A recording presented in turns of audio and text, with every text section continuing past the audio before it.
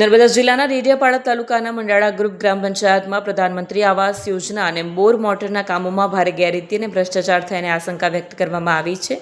આ મામલે આંતરરાષ્ટ્રીય માનવ અધિકાર સુરક્ષા પરિષદની ટીમે જિલ્લા કલેક્ટર, જિલ્લા વિકાસ અધિકારી, પ્રાંત અધિકારી તથા તાલુકા વિકાસ અધિકારીને લેખિત રજૂઆત કરી તાત્કાલિક અને ઊંડાણપૂર્વક તપાસ કરવાની માંગ કરી છે. મંડાળા ગ્રુપ ગ્રામ પંચાયત હેઠળ આવતા મોટા મંડાળા, નાના મંડાળા, ગારદા, ખામ અને ખાપજી ગામોમાં વર્ષ 2022-23 અને 2024-25 દરમિયાન પ્રધાનમંત્રી આવાસ યોજના હેઠળ મંજૂર થયેલા મકાનોની સહાય રકમ લાભાર્થીઓના ખાતામાં જમા થઈ હોવા છતાં સ્થળ પર ચકાસણી કરતા અનેક સ્થળોએ મકાનોનું બાંધકામ અધૂરું કે કાચું હોવાનો આક્ષેપ કરવામાં આવ્યો છે.